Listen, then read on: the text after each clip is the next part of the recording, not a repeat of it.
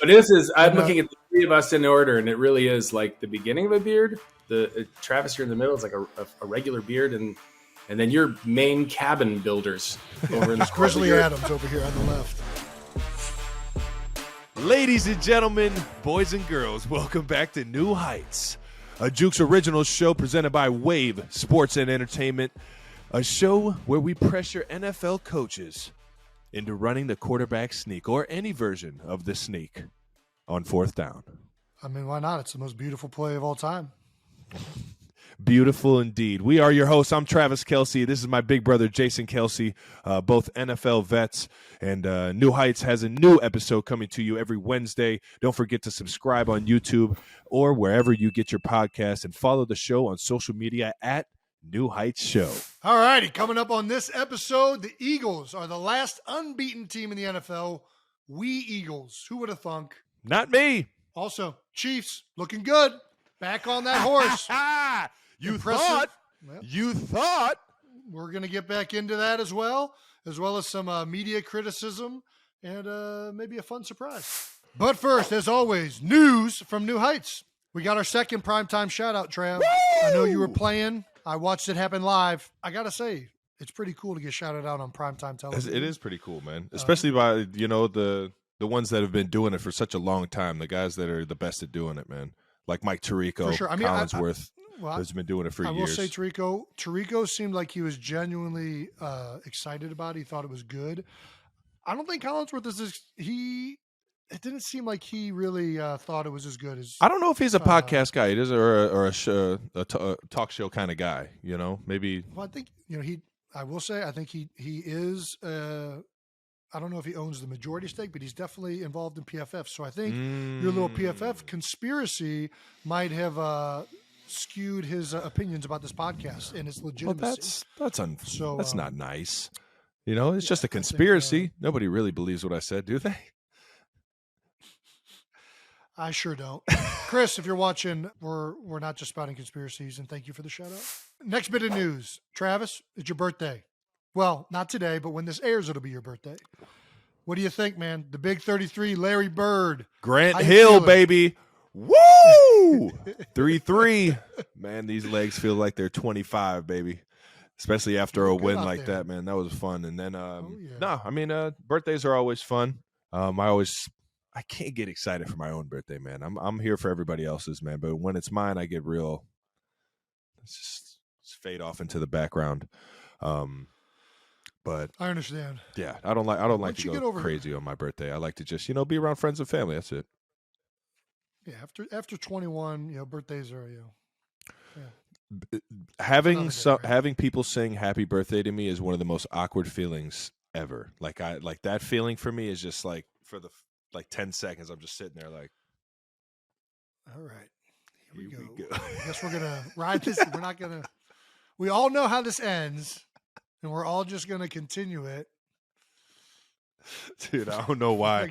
I feel like that, but it is just awkward for me. So I don't think you're alone in that. I think that's pretty much everybody who's ever had that assigned to them outside of a child. All right. Other New Heights. I guess I'll plug. I got to plug my own deal right now. We Underdog apparel line finally launched. Yes, sir. Foundation apparel line. Yeah. I'm pumped about it. I can't wait to get mine. Yeah, well, I mean, wearing it loud and proud. Website's live, so you can go and buy it whenever you're ready to. Proud supporter over here. Yeah, underdogphl.com. We finally, it's been a long time in the making, over a year now. Really, really excited to see the kids' lives that this affects in the Philadelphia area, and also just bring joy and pride to the city of Philadelphia. I think, that's the main reason we. Kind of came up with the apparel line is one, to have fun, and two, to make some positive change for our future. Heck yeah. If you're out there, Philadelphia fans, why not don some great shirts and maybe a fanny pack? Ooh, fanny pack, whatever suits your needs for some charity. Go to underdogphl.com or underdogphl social media sites to check out the merch. Thanks for the support. And in other news, we're still the number one podcast in the world. Number one How about in the that? world! Number one sports podcast. Man. I know. Feels Thanks good to to be all of number you. one, man. We didn't know. It feels great, especially because we're not very good at it. And for some reason, you guys like listening to it. So thank you for listening to us. You keep coming back, man. I don't get it, but thank you. And in honor of all of you watching and commenting and subscribing and rating, we're going to read some comments. First comment is from Austin Cruelty. That is a rough last name. The Kelce Brothers podcast, New Heights, is a great listen if you're tired of hearing McAfee tell stories about punting. Hey, come on now. That's not nice. This isn't that kind of show. Not nice. Not that kind of show. We pump up everybody, especially Pat McAfee, and his stories are electric. Yeah, Pat talks about a lot of stuff. He's an unbelievable personality. Anything from football to wrestling to gambling. Pat's got pretty much all your bases covered. So we here at the New Heights podcast are amazing fans of the Pat McAfee show. He's incredible. I think what Austin is actually saying, I don't think he's taking a shot at Pat. I think he's actually saying, it's a solid listen if, you're into that kind of show, like a NFL style show. So shout out to Austin. I appreciate the love, man. Oh, I didn't read it that way. Okay, cool. All right. I don't think he was actually taking a shot at Pat. I mean, it's a great show. It's a great listen. I listen to Pat McAfee show all the time. He wasn't being cruel. See what I did there? It's pretty good. The next comment we have is from Mom at Donna Kelce. I love you both just the same. Mom, she's so sweet, man. What a saint. Yeah, I mean, she's sweet. It's a sweet thing to say. I don't know if I believe it, but it's a sweet thing to say. I think we know which one she loves more. She's already mentioned it. All right, here we go. Love you too, Mom. And then thank you to everyone who's been listening and subscribing, commenting, posting anything. Speaking of posting, we got our first bit of fan art last week. Ooh. We got a little sexy Batman post. Sexy Batman. You got a repost off of that, I believe. I did. I had to correct everyone. There was a little bit of artwork error. Error? It's a cartoon. Yeah. Well, it's his own expression of you. Well, I'm just saying I just want to make sure that we're not lying to viewers or listeners or anybody watching the show. I like to be very transparent in who I am as a human being in person. Yeah, I think we're done talking about this. Keep going. You're in it, dude. No. You're in it. You might as well say. I got nothing else to say. Jason thought that the bulge on sexy Batman in the picture was very generous. He even tweeted, he threw it up on the Instagram story. So, I mean, it's his interpretation of Jason or of sexy Batman being Jason. So you never know. I mean, maybe sexy Batman's wearing a cup to protect the boys underneath. I know I've seen myself in football pants a lot, and man, never once have I looked like that. All right. And time for the 12 bold topics to wrap up week 4 in the NFL, starting off with both of our games. How we do this, as always, Jason will tee up the topics on my game, and I'll tee up all the topics on his game. Start with the Sunday night showdown, baby. Yeah, man. You guys rebounded in amazing fashion from your last week's first loss to the Colts. Electric. I think the show's going to be a little more fun this week. 41-31 over the Bucks. The last time you guys faced, obviously, didn't end up so great for the Chiefs. Yeah, it was the Super Bowl championship for the Tampa Bay Buccaneers in Tampa Bay. Mm-hmm. COVID year, man. How did it feel? How'd the game feel? It was awesome to watch. You guys looked electric coming out right out of the gates. Got out to, a 21 3-point lead at one point in the first quarter, maybe. That was it was a great, great game to watch. What did it feel like? Exactly what you said. Electric, man. Absolutely electric. We were talking about last week about how we were, we were, I don't want to say dead, but we didn't have the energy on the sideline that we wanted. And I mentioned it numerous times. I could have been better in terms of a leader and showing that because that energy is infectious, and the number one way to show energy is to play your tail off, man. Go out there and just play as hard as you can on every single play. When you get the ball, run as hard as you can. Show that when you get knocked down, get up as fast as you can. show that you have a sense of urgency to remain on attack at all times. And that's what you saw. You saw running backs flying downhill. You saw offensive line getting the second level. You saw wide receivers and tight ends getting involved in the run game, and when guys caught the ball into the pass game and things like that. And then you saw dialed in, very well prepped, very well thought out Patrick Mahomes, man. You could tell that guy was dialed in from the beginning of the week. And he was so impressive. He was on fire, man. When he's out there making plays like that, that just means he's comfortable. He's seeing he understands what he's seeing, and he understands how the defense is coming at him. And he can just go back there and just be himself, man. And man, be himself. That's a fun dude to play with when he's playing like that. Yeah, he's fun to watch when he is just dialed in and on point. But man, you really know he's fun to watch when he's going off the cuff and just making these unbelievable plays. That play down in the red zone where he scrambled out to his right, spin move, finger roll for the touchdown. Like Nick Van Exel. It was like the sidestep jumper in the end. Yeah. It was like, oh, dude. Yeah, it was very man. nice. It was saucy. So what do you think led to the difference this week? Why were you guys so much more amped up? I think it was the sour taste in our mouth. I think it was a combination from the Colts game or from the Super Bowl. This is a completely different game. I don't think this was a Super Bowl rematch. I don't think it was that kind of mentality. I think the guys that were the people that were in the building that were here when we played in the Super Bowl, they might have had a sour taste in our mouth from that game, but it's two completely different teams. So did Andy talk about it at all? Did he bring up the Super Bowl game at all during the week? It was all figuring out how we don't put ourselves in that position or how we don't make the mistakes that we made last week against the Colts. It was a complete move-on game from the Colts and trying to make sure that we never put ourselves or put what we put out on tape. So it didn't feel good at all, because I know the last time you in particular, you had a lot of yards against the Bucs in that Super Bowl game. But what did it feel like for you to be back out on the field? Like, did you feel vindicated a little bit going out there and having the game that you did? I know you were rough on yourself last week. Yeah. Dropped a big touchdown pass, but this week, I mean, almost 100 yards, touchdown. You just had to bring it up. Unbelievable game.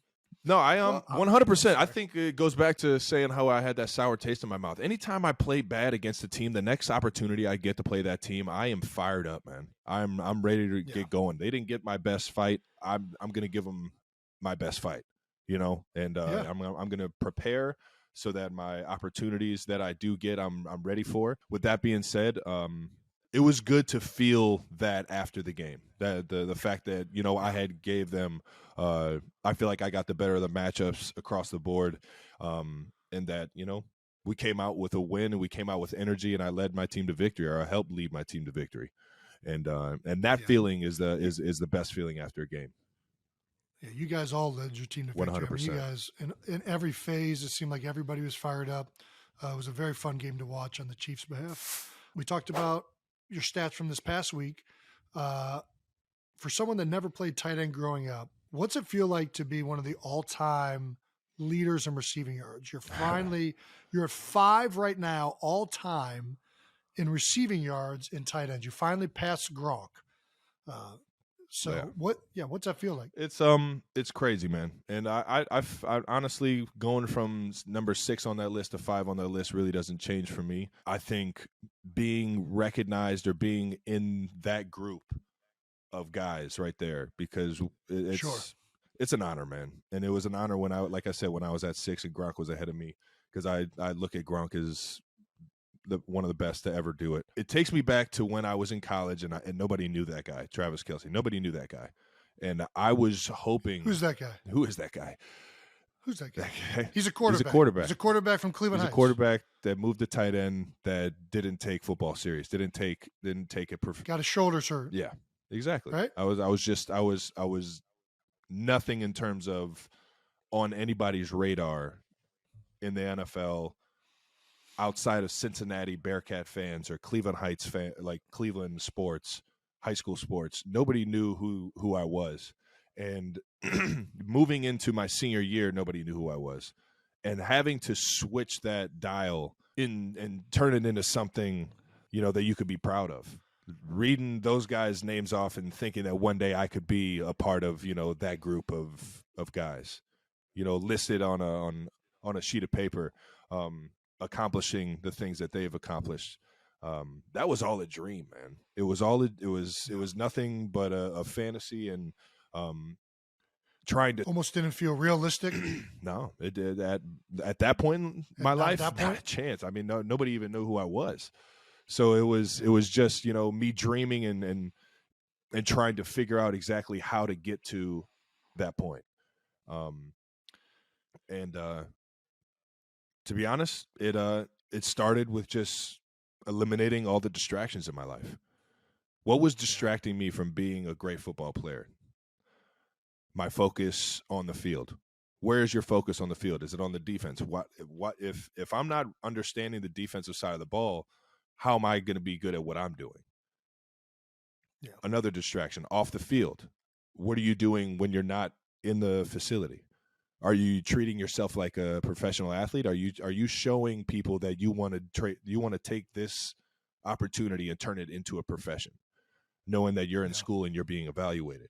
I wasn't showing any of that. And my focus sure as heck wasn't on the things that it needed to be on when I was practicing, when I was in a game. So eliminating distractions, taking the party aspect out of it. I stopped going into bars. I stopped hanging out. Stop lying. You stopped going into bars? Come on now. I promise you.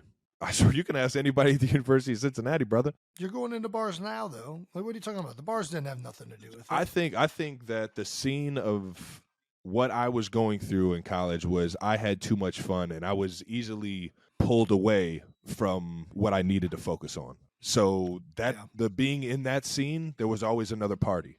There was always another social event to go to, and there was always less time for me to focus on what I needed to focus on. That being said, focusing and directing my life in a way that would set me up and let me be prepared to be accountable on the field. So I started learning more about football. I started learning more about defenses. I started understanding why we're calling these plays instead of just getting in a huddle and calling a play. I started understanding how to fundamentally get after a guy in the run game, how to fundamentally get open in the pass game, be friendly to the quarterback. All these things are the decisions that you make. It starts with how am I going to approach this day when I wake up?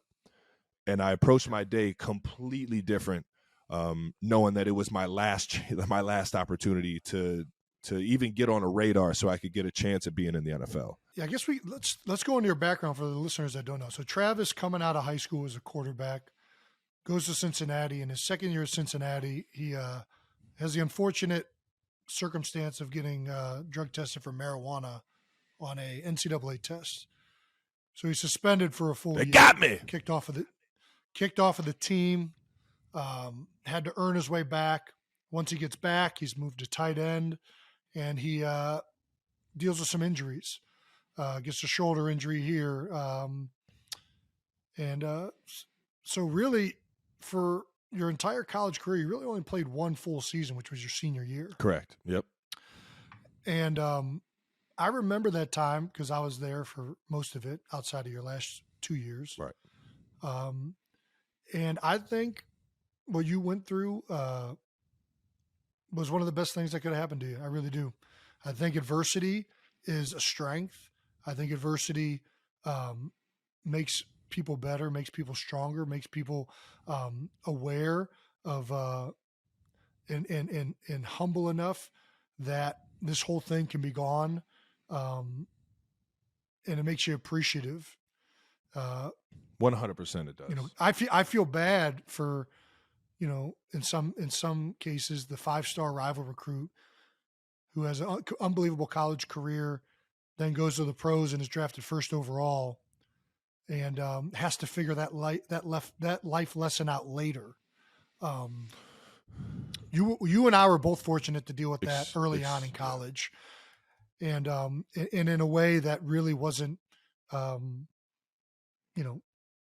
that we could come back from. Mm-hmm. It was at the right point in our careers, and it really helped us. And but you were always going to be up there. Your talent alone at tight end was always going to be well suited. How did you feel when they first told you were going to be a tight end? Honestly, when I got moved to tight end, it was a punch to the gut, man. I always dreamed about being a quarterback. not only in college but in the NFL. But I think that once I started playing the position, I really found a love for the game that I didn't have before, and there was just a lot more stuff that I could do that I was a lot more comfortable with. There was a physical aspect that I genuinely and thoroughly enjoyed. And then on top of that, I had immediate success with it. You know, my first couple years at quarterback, I was getting screamed at by Brian Kelly for not throwing the ball. So it was a completely different practice. You know, it was kind of like a praise during practice instead of me just getting screamed at by an angry man with a red face. Once I found that love for it, my passion for the game changed. My passion for, coming into the facility and wanting to get better changed, and I just ran with it, and it was a blast. Those 2 years I played in college, I still got a good relationship with a lot of the guys that were in that building, and it really catapulted me to feel comfortable on the field because of how much harder I was working to be great at tight end, for sure. Because at quarterback, I was given a package. I wasn't. It was an interesting scenario. You know, it wasn't just, oh, he's the quarterback. It was kind of like, all right, he's a running guy. Let's try and figure out how we can make him or put him in the offense. And once I moved to tight end, I was on the field every single play, and I was out there having a blast, hitting guys, making big plays, and I've just been running with it ever since.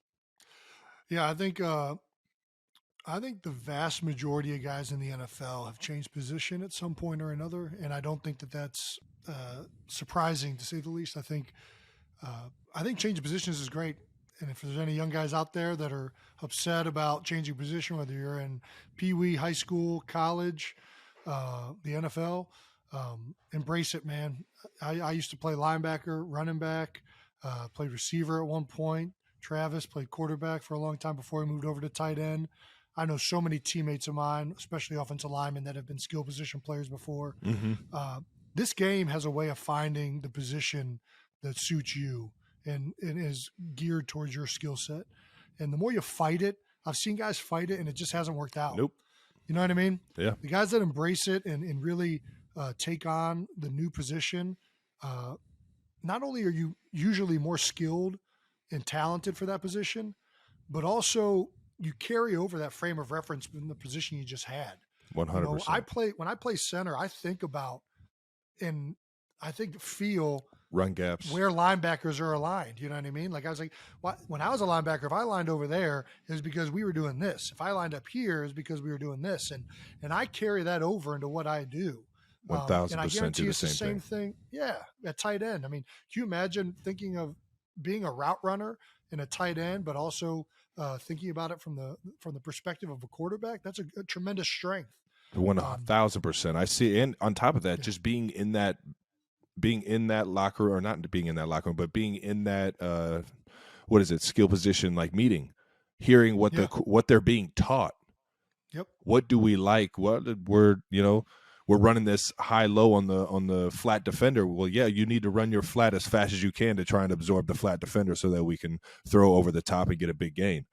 That's right. Instead of just, I got to run this flat route. I'm just going to run a flat. Yeah, you know what I mean? There's more intention 1,000%. to it, and you take it over, and then on top of that, understanding the duress that he's at back there. How fast he needs to get rid of the ball. A lot of stuff is going through his head. So how can I get open as friendly and as fast as possible, to make his job easier? So we've talked enough about you being as great as you are.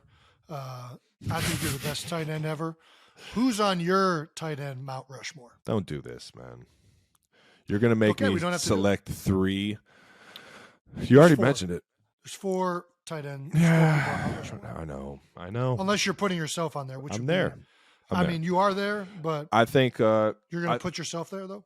Yeah, 100%. I'm there. If there's a tight end Mount Rushmore, I better be on it, man.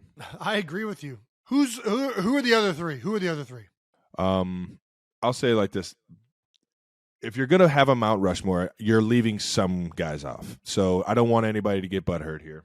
Of course. I don't want anybody to feel like I'm going to disrespect them by not putting them up there. But first off is Kellen Winslow Sr. He was the first of that breed that air raid offense to be able to throw the tight end all the time. I think he changed the game. It gave a different perspective to what the tight end position could be. I think Tony Gonzalez, year in, year out, has a full just career full of just unbelievable plays and just changed position. Again, a guy that made it possible to be the number one option as a tight end. And then this is where it gets tricky. This is where it gets tricky. It gets tricky. You either go with somebody from the modern era, right? 1,000%. You can't just keep going back there. And the only guy from the modern era that I would put up there definitely is Rob Gronkowski. You got to put Gronk on the Mount Rushmore. Gronk. You're going Gronk over Antonio Gates, Shannon Sharp. See, this is why I didn't want to do this. Jason Witten. This is why I didn't want to do this, man. Gronk was one of the most dominant football players to ever play this game when he was on the field. In his prime, you could not touch that dude. And it was week in, week out. You could see how teams were defending him. Didn't matter. He was getting bracketed. Tom still threw it up to him, and he made the play. All right. He inspired me a lot when I made that transition into the tight end room. You know, I saw it. I saw exactly how this tight end position could have success, and I try to emulate a lot of that. So he's, in my opinion, on there without a doubt. All righty. And then without me giving any reason why, I'm on there too. There's the Mount Rushmore tight ends in Travis Kelce's eyes. Last bit of the game, obviously, we've had our fair share of quarterback sneak discussions on this podcast. You guys went with the tight end sneak. Woo! It's been in the playbook for a while. Well, but is somebody in Kansas City listening to the pod? I mean, we might have on the 1 yard line. We might have a few listeners. Talk about how Pat's got weird hips, might hurt himself running QB sneak, and all of a sudden, little misdirection to Travis Kelce. Misdirection. Pat was literally, for those that didn't see the game, we were in a formation where it was two tight ends. The other tight end, Noah Gray, other tight end on the field, Noah Gray, went in motion. As he's in motion, Pat is screaming to the left side of the formation, pointing, saying, I don't know what. I didn't even hear what he said. I just heard his voice in the background, and I see the entire defense looking the direction that he's pointing. He didn't do this in practice. He didn't do this. It's the oldest trick in the book. Hey, you know it, look over there. Boop. Backdoor sneak. Every time. I got the defense sitting on their heels, man. I can't help but think that we've become the podcast of the sneak, quarterback, tight end, anybody. So I think we had a hand in that touchdown. I really do. Sneaky good. It's sneaky good, man. All righty. Shout out to Noah Gray. And by the way, that touchdown was also it's been in the playbook for about 2 years now. Ever since Pat got injured, we've been doing it. But why hasn't he called it yet? If it's been in there for 2 years. It was for the Belldozer. Blake Bell. Blake Bell got banged up this preseason, but his play still lives on. And it's just next man. They still haven't called it in 2 years. What are they waiting for? What do you mean? Yes, they have. Are you kidding me? You said it's been in there for 2 years, but you haven't called it. No, it's been in there for 2 years. We've called it numerous times. Oh, okay. We just haven't called it with Noah. Got it. Well, good job, Noah. And Andy, keep listening to the pod. Eagles 29, Jaguars 21. Yeah. The Eagles are the last unbeaten team, man. 4-0's got to feel good. Who would have thought? God, 4-0's got to feel good, man. I'll tell you what, I didn't call that. I didn't see it coming, man. You guys think we could do this? I think there was a lot of question about what you guys were capable of doing coming into the year. You know, there's a lot of high expectations, but there's still a lot of questions. You know, we haven't seen this offense go, but now we have, and it is fun to watch, brother. Even in a rainy, was it sleet? Was it okay? How bad was it? Just cold rain. It's just cold rain. It was wet, cold. It had been raining all day. All game too? All game. There was something going on. It got worse in the second half. Man. The surface wasn't that bad, luckily, but it was hard on the – dude, as somebody who handles the ball, there is nothing more nerve-wracking than a ball that is soaking wet. Yeah. I mean, every snap, I'm just like, please please make this get back. Don't beat this guy. Don't beat that guy. Please let this happen. We had one snap issue. Wasn't the fault of the rain. It was my own fault. Thought he was doing the talking cadence. To the football guys. Wasn't doing the cadence, but bro, rain games are nerve-wracking for centers, to say the least. Before we get into the full game breakdown, okay, you got to talk to me, man. Everyone's asking about the popcorn, baby. Did you eat all of the popcorn? That's definitely the biggest bag of popcorn I could say I've ever seen. So that popcorn was actually Wyatt's. My Baby Y. Baby Y turned 3 years old on Sunday. So Big Swoop gave her the biggest bag of popcorn you could ever ask. And after the game, it was my duty to make sure that big popcorn bag made it home. We did not eat all of it, but my daughter and I did love that popcorn. Thank you to Swoop and the Eagles for making my daughter's day. Yes, special. Swoop. Gotta love it, man. So the popcorn wasn't fully, but it all right. Jags went up 14 early, but the Eagles rallied back off of 29 unanswered points. That second quarter, man, you guys just exploded. I think had 20 in the second quarter alone, if I remember correctly, man. But that was fun, man. The first double-digit deficit. Was it nice to seeing the team really rally back? I mean, we were talking about handling adversity. Last week with the Chiefs in Indy. How are you feeling about how your team handled that situation? I feel great. I mean, whenever you can come back down 14 early, we threw a pick six first drive of the game. Those are difficult things to come back from. And defense stepped up big, played another phenomenal game. And the offense got it together there in the second half and ended up finishing with a really strong attack in the run game, which we had to do with the conditions the way they were. Yeah. Man, adversity, we talked about earlier this pod, talked about last week, such a great thing for you. You don't want it when it's there, but all great teams find a way to come out on top. Every team is going to go through adversity, going to be down points. The best teams find a way to stay right in the area you need to be to get it done in the end. It ain't all you can hit. All right, we've done enough, Rocky. We've done enough, Rocky. Oh, now we've done enough, Rocky? You're going to wait till Philly's done enough, Rocky, man. Come out with another one, baby. All right. So any weather game stories, man? It was bad weather. We were talking about the conditions, but you got any good weather game stories? The best weather game story I got is the Snow Bowl from 2013. Ooh. It was we went out for warm-ups, and there's nothing on the ground.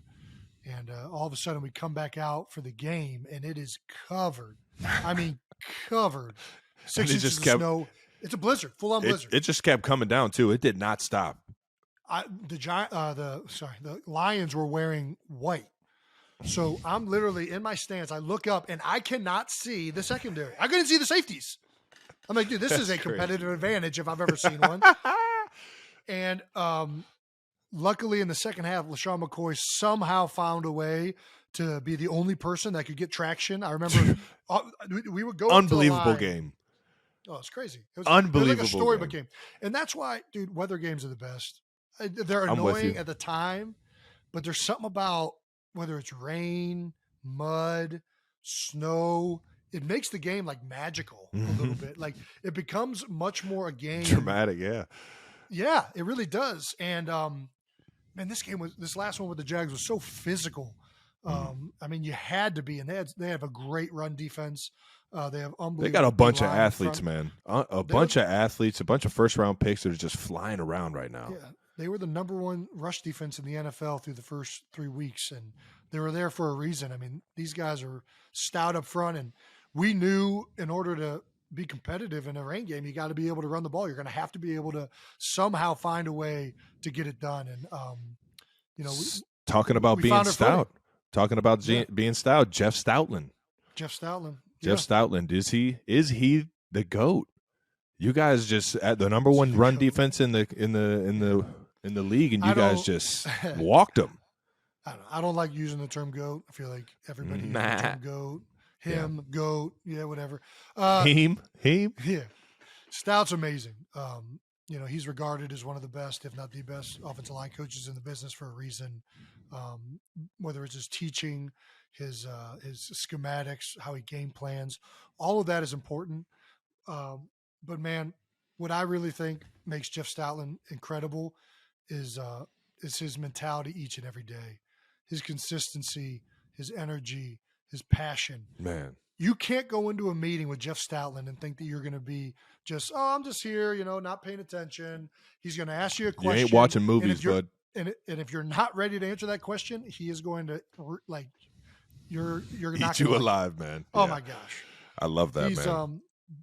I love a good O-line coach, man. There's few individuals that can control 300-pound behemoths like that, and it takes a special man. We got one too in Andy Heck, but Jeff Stoutland's obviously one of the best. Great. Andy Heck is a great coach. I have a lot of respect for him, but we're not just talking about any offensive line coach with Jeff Stoutland. I'm telling you, that guy's energy, how he gets the most out of his players, his relentlessness to put his players in good positions, his relentlessness to coach us. He is so passionate, and he gets the best out of everyone. He believes in every player he coaches. We've faced so many injuries, so much adversity. Jason Peters going down on a Super Bowl run. We've had numerous guys going down, and then guys come out of nowhere. Nate Herbig, Jack Driscoll this past week. He finds a way to get players to play good football. And that's why, I hate the freaking term GOAT, but if there is one, it's Jeff Stoutland. He's a legend, man. He's a legend. You've had a few. Howard Mudd. Just two in the NFL. Howard Mudd and Jeff Stoutland. Legends. Howard Mudd was unbelievable as well. He was out there coaching you in a cane, man. Yeah, in a cane, had to get around on a golf cart. That's when you know you love it, man. He was God. Exactly. He was a special man too. No longer with us, unfortunately. R.I.P. But really gave me my shot in the NFL with Andy Reid. Howard was an incredible man. Had a way of making complex things appear simple. I'd go, he'd say, Howard, how do I block a shade? And he's, how do you walk through a door? And I'm like, you go up to the door and you walk through it. I'm like, Howard, you've given me nothing. Go walk through the door, Jason. All right. Meanwhile, a 340-pound man's trying to run me over. Pretty sure a door doesn't move, Howard. Anyways, I'm serious. How do you block the end? Go out there and shake his hand. Don't make this rocket science, ladies and gentlemen. But seriously, you know what? Howard, that was Howard's gift. Jeff's unbelievable strength was his passion and energy and unrelentless amount of coaching and passion he has for his players. Howard's gift was making extremely complex things appear simple. So that in the middle of a game, when things aren't going well, you know what's going on in the back of my head? Shake his hand. You know what? I'm going to go shake the fuck out of this guy's hand and block him. Love you, Howard. Moving on to player insights and NFL stories across the league. You know, we touch on everything that is NFL. Stephen A. went off on Baker Mayfield this week, man. And I love both of those guys, but quote unquote, you look awful. I love Baker Mayfield. You Stephen look A's awful. You talking about me? No. I'm just saying his quote. Oh, you're saying Stephen A.'s quote. Okay. Yeah. Sorry. I was like, I don't think I look that bad. I know I'm not as stylish. My heat doesn't work right now, which is why I'm in a full fleece and sweat. Yeah. This guy, man. It's 48 degrees in here. It's 48 degrees in Philly right now? It was cold. We got the hurricane coming up. Hurricane Ian, fucking asshole, came up here and made it 48 degrees in the middle of October. It's not been fun. Man. Stephen A. and Baker. What happened? Stephen A. Smith went off on Baker Mayfield. Quote unquote, you look awful. You do not look like the starting quarterback in the NFL or the National Football League. That's a rough assessment. Yeah. I love both of those guys, and I know Stephen A. has a job, but man, he definitely threw a dagger at him for sure. Well, I mean, that's literally Stephen A.'s job. Yeah. You know. Yeah. What's your take? What's your take on media criticism? And well, we do. and you ever take? I was about to say, do you ever taking it personal outside of the Mike Lombardi? I think anytime you hear criticism, your initial response is to be defensive. Fuck that guy. Yeah, that's probably the initial response. But man, I really think having been through media criticism before, having been on the other side of comments like this, man, the reality is you write the narrative as the player. 1,000%, brother. The media guy is going to write whatever you go out there and do. If you go out there and ball out, nobody's writing an article about how awful you are. And that's just the cold-hearted truth of the matter. Obviously a lot goes into a quarterback playing well. And, but man, as a player, I really do believe you go out there and you write the narrative. You go out there and show who you are every time you step out on that field. And as hard as it is sometimes, all you can do is just keep trying to get better, keep trying to improve. As rough and cold-hearted as the media can be at times, man, you got to take that and use it as either fuel it, man, or just ignore it. Well, whatever works best for you, but you can't let it compound and make you play worse or make you, get in your head and make you start believing that crap. You got to have the self-confidence. I was really fortunate in Philadelphia to have a coach that believed in me when I was going through all this stuff. And that was a comforting feeling that my coach still had my back and was stout. And knowing that he was like, all you got to do is this, this, and this. Went out there, did that, and all of a sudden you start playing better. And then you start playing better. Then you start playing better. And now all of a sudden the narrative changes. So, Baker, I hope you start playing better. I hope you start balling out so that Stephen A has to eat those words. I always root for the player in the long run, although I don't have anything against Stephen A either. That's part of this business. You got to be able to take the criticism and know that you write the narrative. Couldn't have said it better myself, brother. NFL offenses explained. Coming off the Bucs win, Juju weighed in. His quote was, he's learned more these last few months in Kansas City than he did in all 5 years in Pittsburgh. He said Reed makes you see the whole field and manages the why picture to understanding how to read defenses. Do you think there's a big difference in offenses in the NFL? What does it take to be a part of the Eagles-Chiefs offense? I think Juju is always. I don't know. I think Juju might have been exaggerating a little bit. I do believe that Coach Reed has a huge emphasis on the intentions of the play caller, and to understand that, you have to understand what's going on the defensive side of the ball. So if other teams aren't doing that, they should probably start doing that, right. Because that has a lot to do. What I do has a lot to do on, or is predicated on, what the defense is doing, if that makes sense. So I can definitely see where Juju's coming from, because I've been a part of this offense for 10 years now, and my attention is on everything that the defense is doing and the intentions of the play caller and why we're calling each and every play on certain situations. But I think that it takes a little bit more. I want to say mental acuity, if that's the right word, but I think it takes a lot more. A more broad scheme of things. You're not just running paper routes. Right. You're not just my route on each and every single play has an exact meaning. It's either to get open, to get somebody else open, to be in the right position at the right time for the quarterback. It has more it's more in depth than just what's on this play call. You know what I mean? Or what's on this play sheet. So I can see where he's coming from, and I do think that an offense like this takes it to challenges you mentally a little bit more than others would.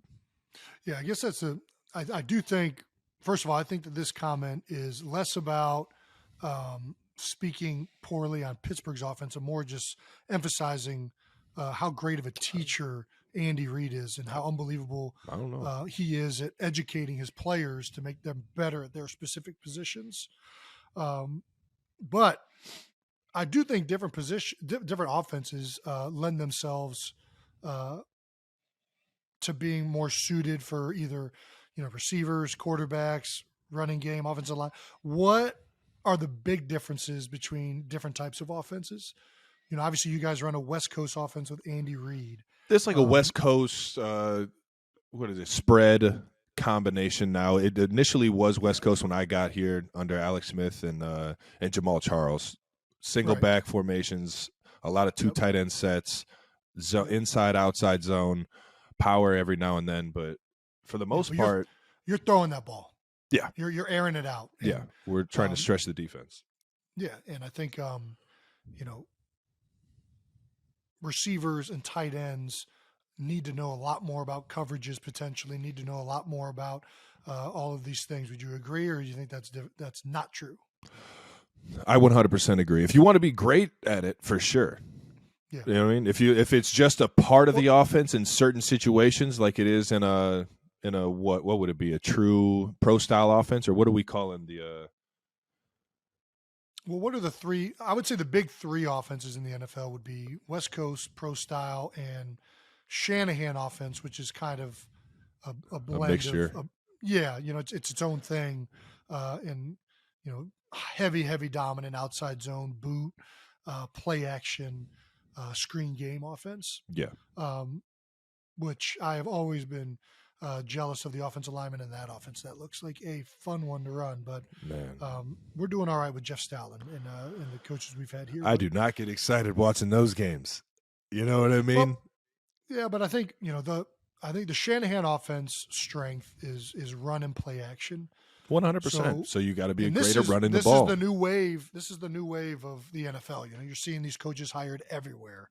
Whether it's, obviously Kyle Shanahan has been in San Francisco and Atlanta. Now all of a sudden you're seeing all of these guys from Washington, Atlanta, and San Fran being hired all over the league, from Sean McVay, Matt LaFleur. Everybody's after the Shanahan style offense. And I think the big reason for that is the first and second down. And when you're in, they've just been productive. They've been productive at putting up yards and points, and it can mask a lot of things because of the misdirection and way that it attacks a defense. The motions involved in it, the screens, the run game, the pass. It's a very, very balanced offense that can take advantage of a defense in a multiplicity of ways. That being said, though, in areas that they've struggled before is in crucial moments of the game. You've seen Shanahan style offenses struggle when they need to throw the ball. They need to. Sean down McVay 2 scores. Down a score late, 2-minute drive.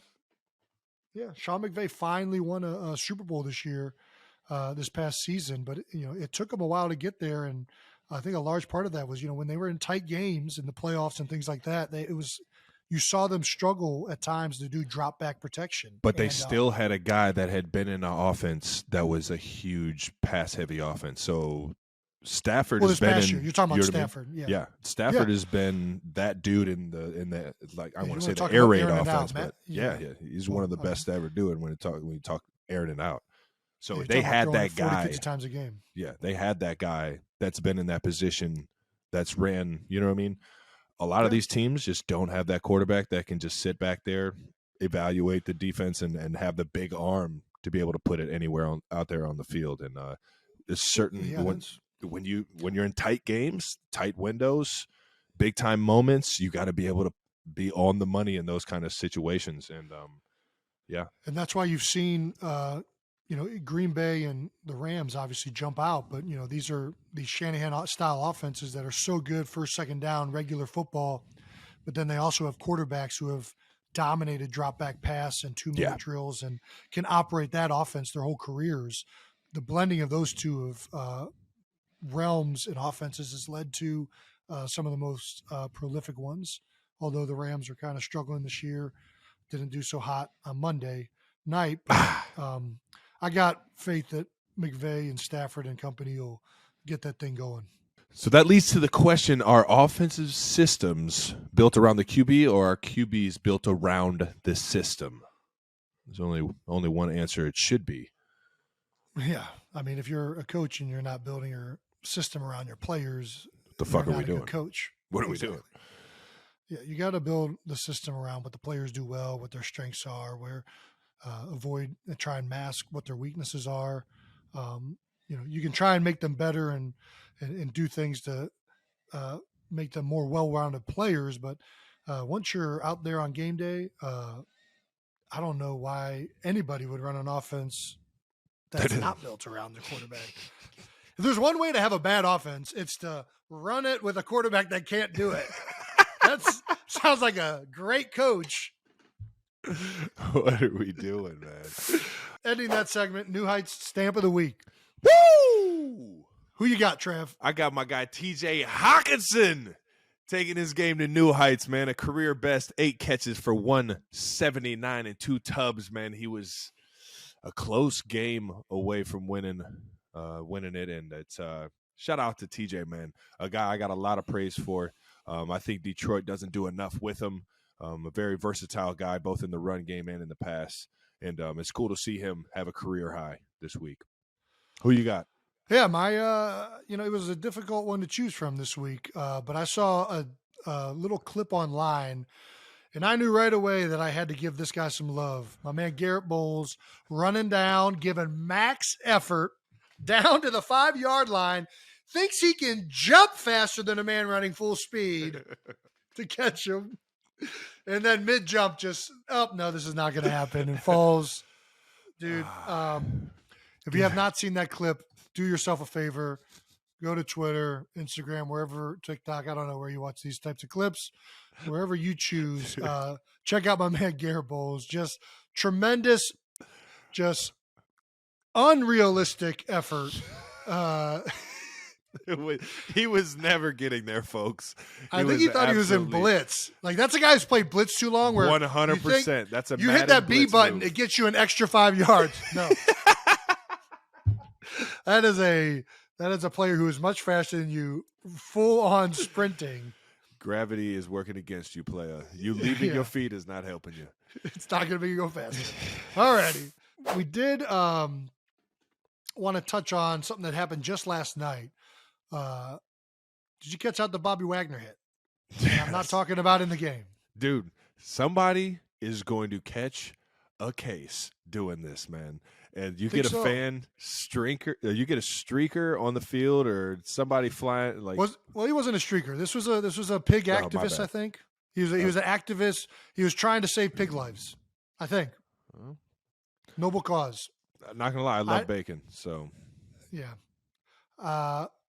Either way, fan running on the field. It's happened. We've seen it many a times. This might be the most vicious hit I've seen on a fan in a while. I mean, Bobby is one of the best tacklers in the NFL. When you run onto a field with a guy who just practices tackling for a living, you might get tackled. It's like that episode of Jackass, man. Yeah. When they're with who? Is it Jared Allen? Some of these linebackers, they just snap into it. Boom! Boo! Shoot the hips! Shoot the guns! Pow! They don't. It's just like second nature. It's instinct, man. Yeah. Instincts take over during situations like this. I think it was unbelievable form. I mean, what's interesting is if it happened to a receiver, it's a for sure fine. I mean, he hit his crown directly into the guy's face. That's not even allowed if the game's being played. You might get ejected for that one. I'm not going to lie. I enjoyed watching every second of it. I feel really bad and hope the guy is okay, though. Hope he's good. Hope he's okay. Yeah. But you take that risk. You take that risk when you decide to run on the field. You take that risk. Do you think so? 100%. Like did you know there's cases of like, I'm pretty sure there's cases of like burglars suing house owners when they've broken in and gotten hurt. No, or I'm maybe shooting him, but I know like there's cases where a guy's broken into a house, broke his leg because there's like loose marbles all over the place. I'm kind of making that. No, I don't know what the case was. Way. I'm telling you. I hear you. I hear exactly what you're trying to explain, and there's no way that's right. Yeah, there's no way. It's wrong. I think it's wrong. You break into my house.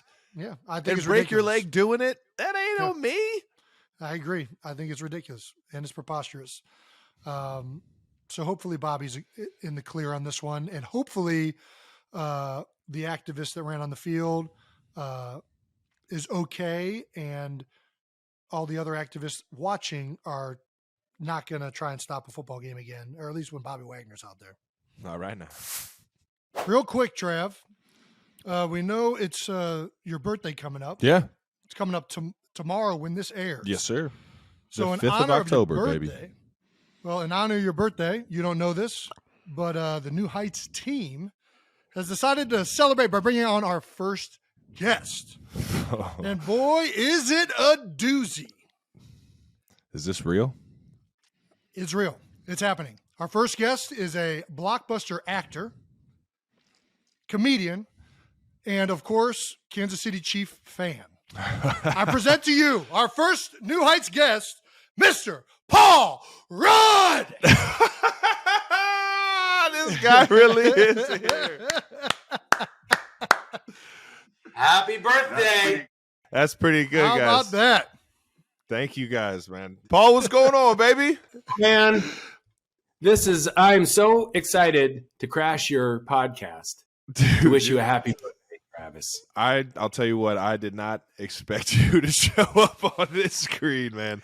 I love it though, man. I love it though. It's electric, man. Saw you at the first home opener not too long ago. Got to see you and Jack representing the Chiefs as always. Oh my God.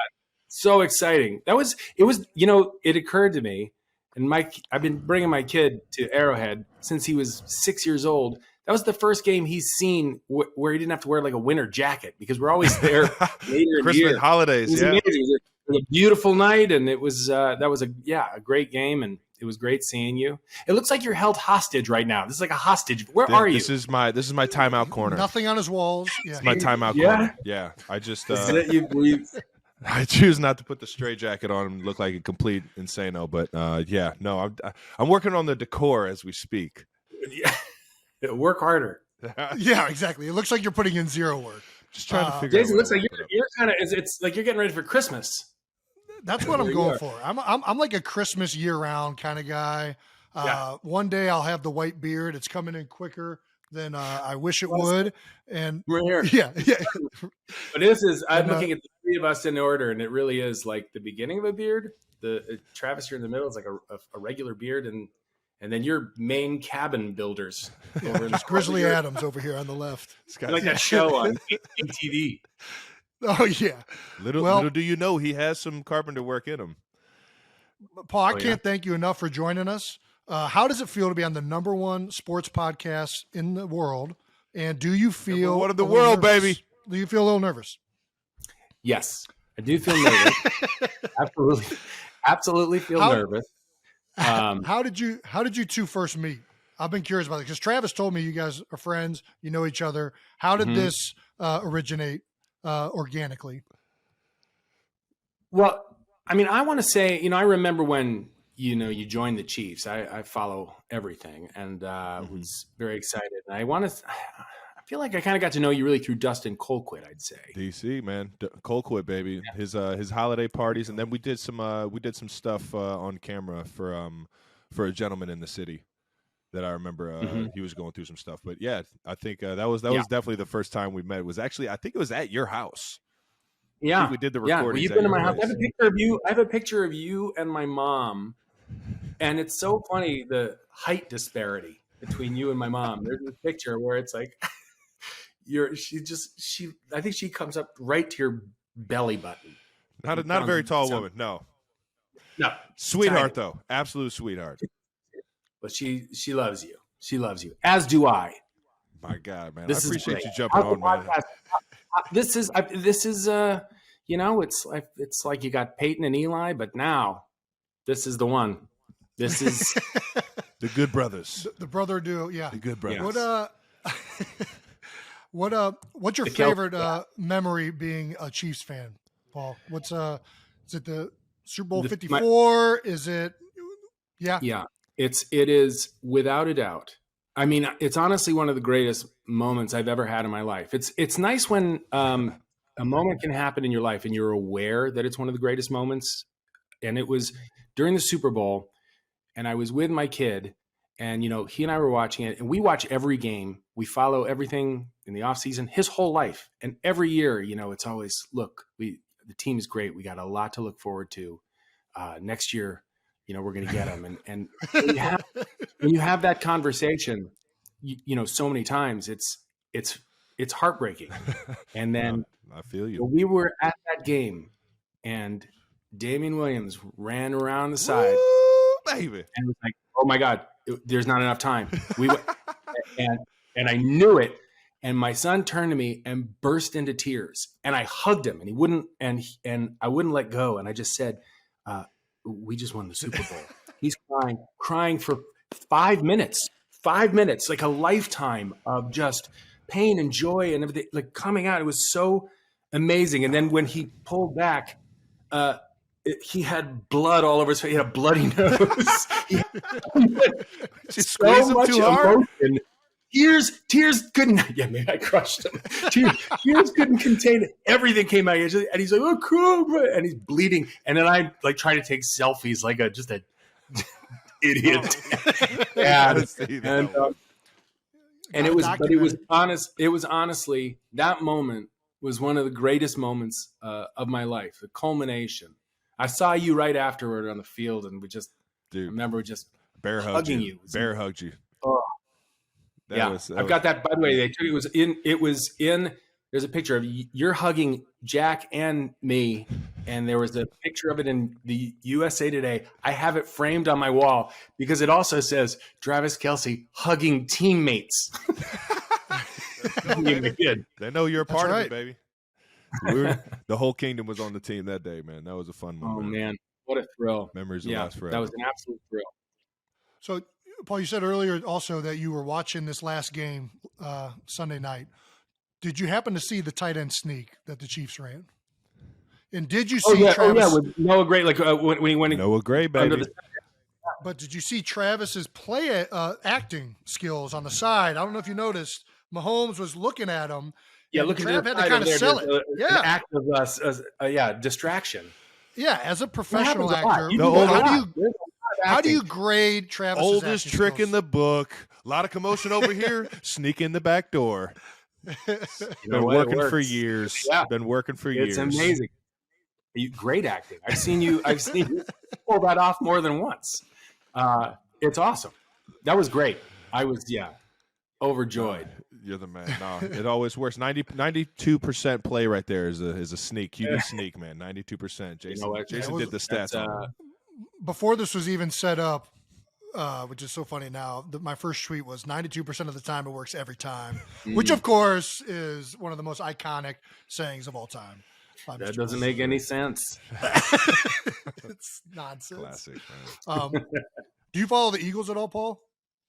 Yeah, I mean, my gosh, you guys are the number one, the only undefeated team, of course. Way to reel it back, Paul. Way to reel it back. Not the number one. You can't be as excited. Just 4-0. Not the number one. Well, not the number. No, the number one according to Dan Hansa's power rankings today. Well, we have a little bit of a Batman freaking saga going on in Philadelphia right now. Everybody is a type of Batman. Darius Slay, one of the most colorful personalities, said, "No Robins, we're all Batmans." Does Ant-Man feel left out that he's not a part of Philadelphia's iconic Batman thing going on right now? Here's the thing about ants. We're left out of everything. Ant-Man's left out of all of it. I mean, if you go to a store and you just see Marvel superheroes across like action figures, they have nowhere to be seen. So I'm used to not being included in any kind of cavalcade. Damn straight. All Batman. Batman is DC. I suppose that you could really go specific and go, all right, well, that's the DC world, but separate enemies. Realm. Yeah, but it's all heroic and I get by. I'm not going to be included in Philly's Batman show, but that's all right. That's all right. How is it in Philly right now? Are they just? I mean, it's got to be so exciting. It's electric right now out there. Philly's a good area right now. It's a good town to play football in right now. Where everybody's excited. The buzz is in the air. 4-0. Just played a rain game against the Jacksonville Jaguars, which was brutal. It's fun. a lot of fun right now. Now that I'm thinking about it, I think Ant-Man might recognize. I might be screw Batman. I'm being Ant-Man. Because Philadelphia is an underdog town, freaking coming from out of nowhere to surprise everybody how great they are. Yeah, I'm in on that. First game I ever went to in my life was a Philadelphia Eagles game. Really? Was it in Philly or in Kansas City? It was in New York. It was the Giants and the Eagles. Ooh, I was about 5 years old, and my dad took me. And this was way back. And I think back. Harold Carmichael was playing. Wilbur Montgomery was playing. That's really cool. This is in the 70s, and two memories I have from that game. Okay. One, my mom packed me snacks in a lunchbox, and two, I peed in the parking lot when I left. Big dog. Gosh. Yeah, big dog. Leave your print. Yeah, I marked. That's right. Left my print. I marked my territory. That's right. You know what I was? Because we had to. My dad was always like, "We're gonna get out of here and beat traffic." Fourth quarter. Yeah. I'm like, I have to go to the bathroom. He goes, "Don't worry, you'll pee in the parking lot. Just pee." That's the first time I'd ever done that. So exciting. Yeah, you're not a part of football fandom if you haven't peed in a parking lot. That's like a rite of passage. You should feel proud. I feel like that's awesome. The movie Big Daddy made it okay for all kids to pee wherever the fuck they want to piss. Yeah. It really kind of opened the floodgates. Do you remember what Mom packed you? No. I imagine there had to have been some carrots in there. I'm sure there were some carrots, and then which what are you guys growing carrots in the backyard? No, she probably. Knowing her, she put in so much stuff, like cookies and potato chips and everything else. But and then some carrots because you gotta have something healthy in there, of course. And then I would imagine that my dad, she might have thrown in a pack of cigarettes for my dad, Salem's, which I think back then you could just smoke in the stadium. We're going to try and be as healthy as possible with my son and try and get this old man out of here as quick as possible with these cigarettes. Yeah. Enjoy the game. Enjoy the game, boys. That's awesome. Travis, what are you doing for your birthday? Oh man, I'm gonna enjoy Kansas City. Probably just go grab some food with friends. Not too much going on out here on a Wednesday or a Thursday. So right. Yeah, don't got a lot going on, at least on my birthday. Over the weekend, though, I do have my Walk the Walk fashion show for my Foundation 87 and running. So I'm going to have some fun. I got a lot of family and friends coming in for that one on Saturday. Oh, nice. On Saturday night, yep. And a lot of the proceeds help the kids or the underserved kids in the Kansas City and Cleveland communities, obviously growing up in Cleveland. So having some fun with that over the weekend, and that'll be all the celebrating I do, man. Getting ready for this Monday night versus the Raiders is where most of my focus is. Yeah. Really, I guess that's all you really can do. Once you get into the week of the season, the routines of the season, man, it's hard to kind of get out of those routines. But obviously, times where family and friends come in, you get to relax, and those are the times you get to unwind and have some fun. So this weekend will definitely be fun, but Monday night's a huge game for the division, so don't want to look past that. Yeah, for sure. Yeah, that is going to be great. God. Yes, sir. What do you got going out there in New York, brother? I've been what do I have going on? Not much. I'm really You're chilling right now. We moved in this new house, so we're trying to get it, kind of seen to, hanging up pictures and all that kind of thing. My kids are in school. My son is getting ready. He's gonna, he's got college coming up around the corner, so we got to go through all of that stuff. Man, what? He's going into college now? Golly, I remember when he was putting on medium jerseys, man. Yeah. Golly, I know it happens fast. It's crazy. That's it. I'm not really filming anything right now, which is nice. I had to film a couple days on we did another Ant-Man movie, so that comes out in February, and so I had to watch. Nice. Can't wait to see it. Cannot wait to see it. And so it's big. It's gonna be bigger than the other ones. It's crazy. Very cool. So that was cool. But so I had to go do a couple days on that. But other than that, it's been nice to really just sit and watch a bunch of football. And that's well, this is the best time. I mean, October is really the greatest sports month there is, and and they're going crazy here in New York, obviously, as they should everywhere for Aaron Judge and everyone's kind of watching the that. Judge, baby. It's been fun watching him. And then this overlap of like baseball and football, and it's great. Then hints of like basketball highlights because they're all starting up. I think the NHL actually starts up October 11th is when their season starts. So everything, Premier League. Mm-hmm. Yeah, every Saturdays you can catch some Premier League football and college football. Yeah, it's the best. And it's not October, freezing, baby. Going on every day. It's arguably the best month of the year. I know. Arguably. When's your birthday? My birthday is in exactly a month from Travis's. I'm November 5th. Trav is October 5th. So I feel like I don't look forward to my birthdays at all anymore. Jeez, mainly because guys like Paul Rudd don't call in, and I don't know guys like that. Like I'll call in. I'll put it on my calendar. I'm not moving. I'm gonna be right here. Maybe I'll have a picture hanging up. That's about the only difference.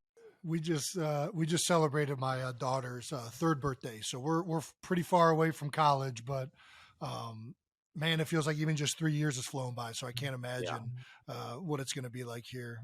But yeah, that's great. So, what did you do for her third birthday? She went to an Eagles game. Went to the Eagles game. We got a huge thing of popcorn from Swoop, the Eagles mascot. I got to see her in the tunnel before I went out. And then afterwards, we came back home. And the highlight of my day wasn't beating the Jacksonville Jaguars. It was eating the pink cake with a green dinosaur on it that my daughter wanted for her third birthday. Oh, so nice. it was incredible. She's been talking about this pink green dinosaur cake for the last 2 months probably. And when she saw it, it was incredible. So made the day. It's the best. Did you let her touch Peterson's jacket? I did not. I have it hanging up though. It was still wet. It's now dry. It is probably my most prized possession at this point, outside of a Super Bowl ring from 52. But I went into the game. I'm like, man, I don't know if he's going to go for this because for some reason I don't do a good job of keeping in touch with my former coaches and everything, or really just former teammates. I'm just bad at that. But right away, like seeing him out there at the field after the game, and I went to him with my jersey that I started the game off with. I'm like, Coach, it would be honor if I could trade this for your jacket. And he looked at me at first. He's like, what are you talking about? Like, what do you want my jacket? I'm like, Coach, please, I would be honored to take your jacket. And then he got excited about it and it became a thing. So I was really happy how that went. Little unsure how it was going to go, but it's a tough position. You put him in a awesome. Tough position after a loss to be, to get. I know, but he was, he obviously is upset with the loss, but you could tell, like after me, Lane Johnson, a lot of the guys had come up there. We had so much history together. He was happy to see us, even though the game didn't go his way. And, he's an iconic Philadelphia coach, first person ever to bring a Super Bowl to the city, got a standing ovation before the game. And to know that I got his rain-soaked, sweat-soaked jacket is pretty awesome. Yeah, I thought it was really cool. And it's so proud. He loves you. Yeah, well, it's mutual. And what was it like? Can I ask you a question? What was that parade like when you put on the Mummers outfit? That was iconic. Iconic. Yeah. What was that day like for you? So, first of all, it was filled with a lot of alcoholic beverages, to loosen me up quite a bit. But I was shocked. I never would have guessed. Never would have guessed. Yep. But I forget. One of the front office people looked at me before the day started. He said, Jason, have fun. I was like, you know what, man, I'm going to do that. I'm going to have fun today. Don't you worry about that, sir. Yeah, we all just like immediately once the buses got out and we saw how slow it was going, we got off the buses. We were shaking hands with people. That whole Super Bowl run was such a big moment from the city. I mean, you were talking about earlier, Paul, about how like Yeah. being a Kansas City fan and like waiting all these years and like, you know, year after year disappointment. Obviously, Eagles fans have been through that for a long time, and to see the overwhelming amount of joy and happiness that it brought people, to see how many people had literally brought together all in that moment at the parade. You know, it's a different feeling than right after you win. Right after you win, it's about you and your team. And then the moment you're at the parade, you realize, oh my gosh, this is like, it's about so many people that have spent all their lives cheering with family members at the games, at home, spending their Sundays together. And the speech really had culminated. I don't know, man. I couldn't sleep for days after that game. And I'm just thinking about, you know, my own journey, Nick Foles' journey, Doug Peterson's journey. Then it was easy to see the correlation of like the amount of adversity and longing that this city has been for years.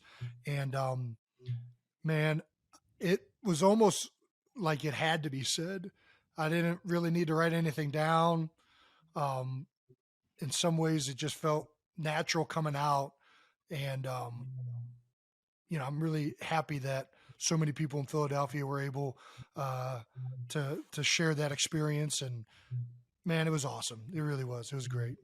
Yeah. So, yeah. I mean, it really is. It is the greatest thing that can happen to a city. And especially, you know, for Eagles fans and Chiefs fans, like you say, people that have been waiting a lifetime, like just truly, I mean, decades.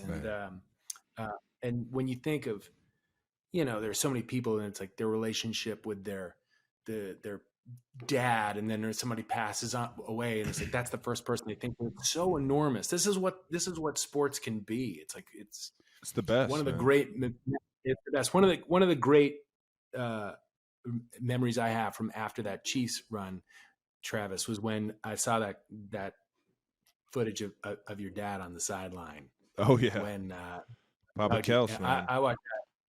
Oh, those of you that don't know, my dad finally made his way down to the field after the game, as well as my brother did.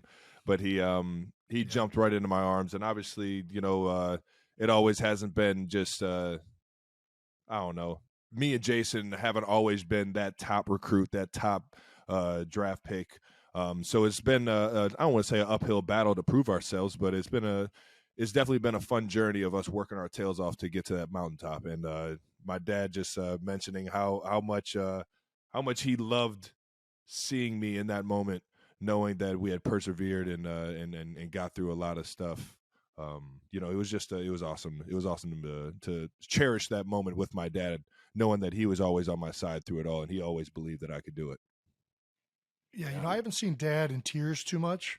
You know, I'll never forget the moment he found out his mother died. Yeah. And I don't even remember him crying in that phone call. And to see him bawling his eyes out, holding his son after he just won the Super Bowl. I mean, I was tearing up, and I'm tearing up right now because it was one of the most, me too, like wholesome moments of my existence. Man. So, that's the best. yeah, That's the best. That's Papa Kelce. I'm there. My son was crying and hugging me, and fathers and sons, and what this game can do. And my God, the pride he must feel. I mean, now it's like two Hall of Famers here talking to you, two of the best all time. Thank you for that. I'm serious, for sure. You couldn't tell him anything once we got drafted. You sure as hell can't tell him anything now. I can tell you that, but he's very proud, and you know, we're that makes it even more honorable knowing how proud he is of us. You know. Yeah, absolutely. Well, God knows the entire town of Philadelphia and the town of Kansas City feel the same way. This is my prized possession right here. Hold on, who we got here? The away, right there. Yeah. The big 8-7. There it is. The crispy white, baby. Waiting to get framed. Let's go, man. I love That's it, it for man. my son's birthday, and this is going to come out before his birthday. If anyone talks to my kid, don't tell him. Yeah, don't let him watch this show. It'll be all Don't right. let him Well, watch Paul, this show. I know you've been extremely generous with your time, and I think this is probably Travis's new favorite birthday gift he's ever received. 100%, dude. I didn't see. This is the first time I've ever actually been surprised on my birthday. So thank you for just absolutely slapping me in the face and making this awesome, man. Thank you, bro. I appreciate you. Well, I am happy that I get to, crash the Zoom and wish you a happy birthday. It's a thrill for me. You know how crazy I am about you. I am such a huge fan. You are just, one of the, I think, the best of all time, and certainly the importance you have on that team. My God, we wouldn't be here without you. So it's been great getting to know you, and I'm happy I get to wish you a happy birthday. And I guess I'll see you guys in at least a month when I come back to, wish you That's right. November 5th. Mark the calendar date. You're the man, Paul. I appreciate you, dude. Thank you so much. Just finished our conversation with Paul. How did you guys even pull this off, man? Yeah. Shout out to the New Heights team. Incredible work setting that up. In some ways, I feel terrible that Paul was my first interview. I made the joke about him being nervous. I've never been so nervous to ask somebody questions in my life. I know you know Paul. I do not know him. He's so down to earth. He's the best, man. He didn't think anything of it. I promise you. I feel like I just botched the entire thing. Like, it was my job. I was the only one who knew it was happening.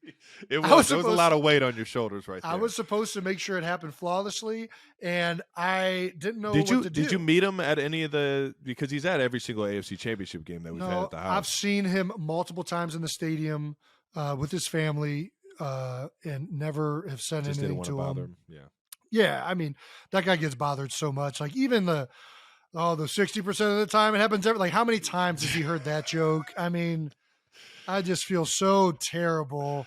I think I made a joke about his mom giving his dad cigarettes. No, that's not making the show. There's no way we're letting this. Please don't. I've never felt more awkward in my life. Dude, it was a good thing he was such a good sport. No, here's who killed it. Paul killed it. He saved the whole thing. He knew. I mean, he's a pro. The guy's a pro. Pro's pro. He's done how many interviews in his life? He saved the entire thing. So thanks for coming on the show, Paul, and being my first interview, my brother's first interview on our show, New Heights. Thank you, Paul, special. Man. That was I'm still speechless, man. I could barely even talk during the interview because I didn't even know what to do, man. What a guy, man. Yeah. Definitely didn't see any of that coming, and I'm not the one for surprises. So thank you. All righty, let's go look ahead to Week 5. We got Raiders at the Chiefs. What do you guys think? Divisional rivalry, Monday Night Football. Get fired up, man. Get fired up, baby. Chiefs Raiders.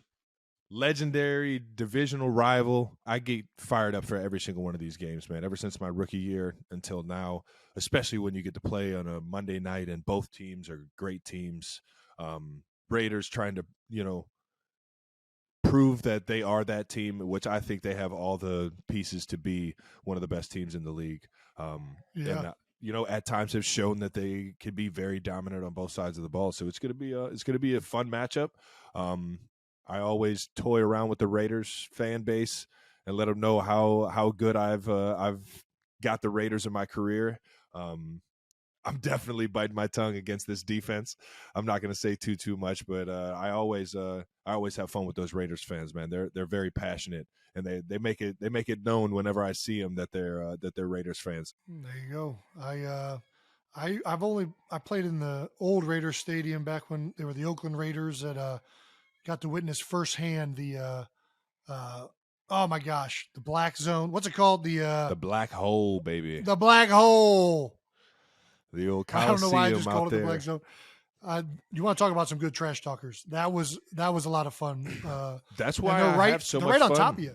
That's why I have so much fun talking to them. You know what I mean? Well, now they play in Las Vegas though. Still the same fan base though. Still the same. That stadium is nowhere near the same environment as the Oakland. No. You were playing on a baseball field. Dude, there's no way it's the same. Epic. That was epic though. That epic. It was a travesty that they allowed that to happen. Dude. Guys have You have dirt all over your legs. Like it's like I still have skin coming in from when I got dragged across the infield in that game. There's no way that surface was safe. There's no way, man. It was honestly like when baseball players slide on it, they're in the middle of like almost every other inning, like watering the dirt so that it's not as hard. You know what I mean? Like in baseball football, they just let it dry out. You have completely different cleats. Baseball players don't even wear the same cleats. Yeah. What are we talking about here? That's too funny. It's pretty crazy. Well, either way, they don't play on that now.